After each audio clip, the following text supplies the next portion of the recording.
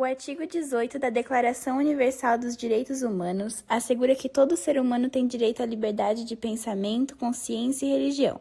Porém, hoje em dia temos governos ditatoriais que perseguem religiões. A exemplo disso, temos a Nicarágua, na qual o presidente Daniel Ortega vem estabelecendo ataques à Igreja Católica e perseguições aos padres e freiras. Na sua opinião, como os outros países do mundo devem reagir frente a essa situação e como podemos ajudar pensando no amor para com o próximo? A liberdade de expressão e religião deve ser preservada e assegurada. E eu acredito que atitudes como essa são inadmissíveis. O governo deve receber as pessoas que sofrem ou sofreram perseguições ou foram exiladas e devem buscar um acordo para minimizar o problema. No poema Soneto do Amor Total, de Vinícius de Moraes, o autor explora o amor em diversas formas e perspectivas, desde a amizade até a paixão intensa e visceral. Ele descreve o amor como algo que transcende o tempo e a mortalidade, sendo presente na saudade e na eternidade. Além disso, a comparação do amor a um bicho sugere uma abordagem instintiva e sem adornos, em contraste com a ideia tradicional de amor idealizado. Como esses diferentes retratos do amor no poema refletem a complexidade e a profundidade desse sentimento humano universal? E qual é a importância poética da afirmação de que amar intensamente poderia eventualmente levar alguém a morrer de amar mais do que pude? Acredito que o amor a que se refere o poema seja um tanto exagerado, que por amor não se mata, não leva à morte, não é doença. Amor é um sentimento sublime, maior, puro, leve. E acredito que o amor envolve cuidado, proximidade, proteção, atração, afeto e confiança.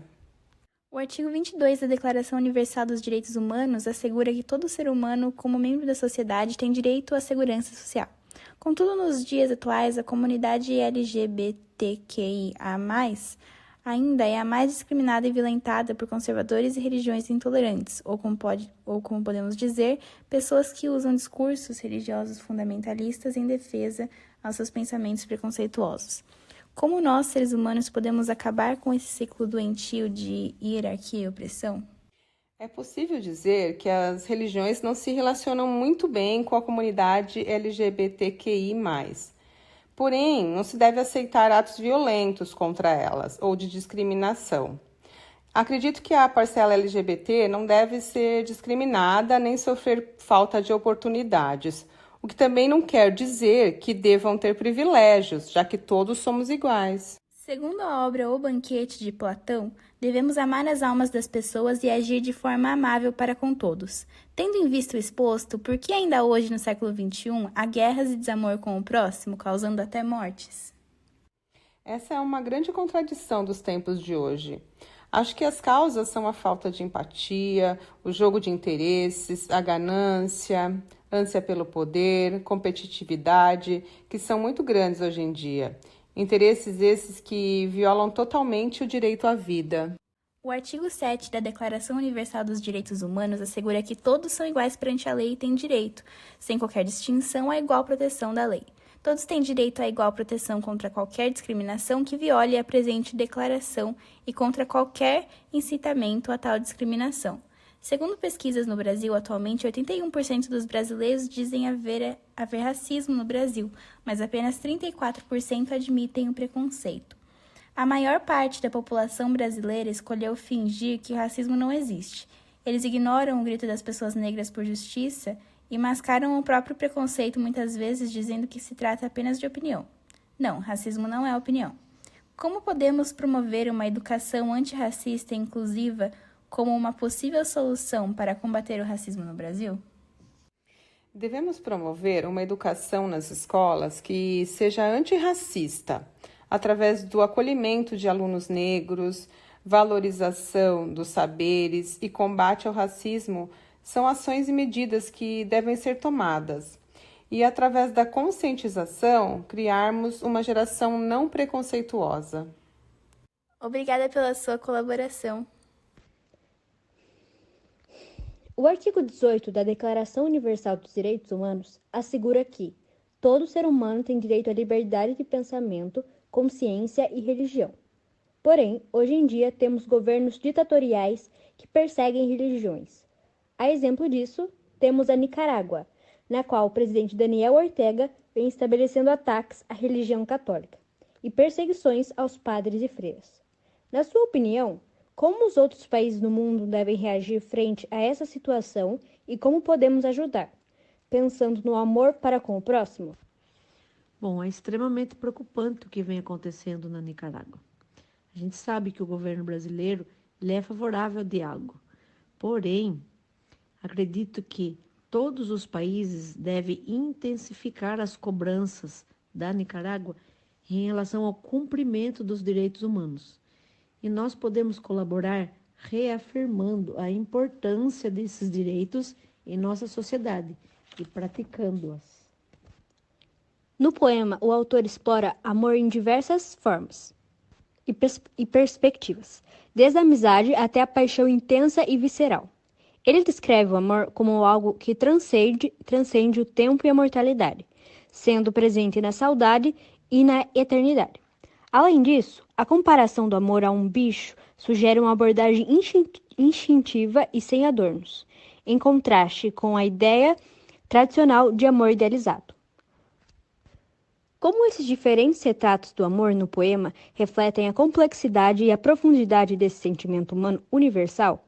E qual é a importância poética da afirmação de que amar intensamente poderia eventualmente levar alguém a morrer de amar mais do que pude? O amor é um sentimento muito nobre e que eu acho que ele pode refletir em nossas ações do cotidiano.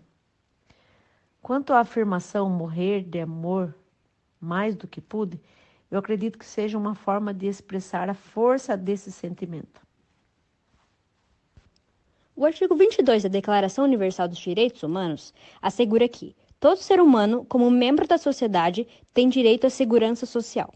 Contudo, nos dias atuais, a comunidade LGBTQIA+, ainda é a mais discriminada e violentada por conservadores e religiões intolerantes, ou como podemos dizer, pessoas que usam discursos religiosos fundamentalistas em defesa aos seus pensamentos preconceituosos.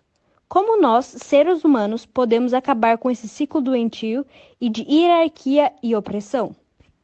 Podemos interromper esse ciclo respeitando a Declaração dos Direitos Humanos e lembrando que somos todos filhos de Deus, independente de nossas escolhas. Segundo a obra O Banquete de Platão, devemos amar as almas das pessoas e agir de forma amável para com todos, tendo em vista o exposto, porque ainda hoje, no século XXI, há guerras e desamor com o próximo, causando até mortes? Porque ainda há disputa pelo poder e pela riqueza. O artigo 7 da Declaração Universal dos Direitos Humanos assegura que todos são iguais perante a lei e têm direito, sem qualquer distinção, à igual proteção de lei. Todos têm direito à igual proteção contra qualquer discriminação que viole a presente declaração e contra qualquer inicialmente a tal discriminação. Segundo pesquisas do Brasil, atualmente 81% dos brasileiros dizem haver racismo no Brasil, mas apenas 34% admitem o preconceito.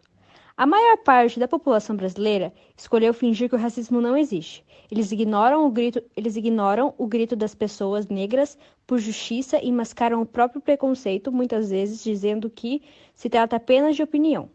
Não, racismo não é opinião. Como podemos promover uma educação antirracista e inclusiva como uma possível solução para combater o racismo no Brasil? Nós somos herdeiros de uma cultura racista e preconceituosa. Uma forma de promover uma educação antirracista talvez seja intensificar o diálogo sobre o tema em todos os setores da nossa sociedade.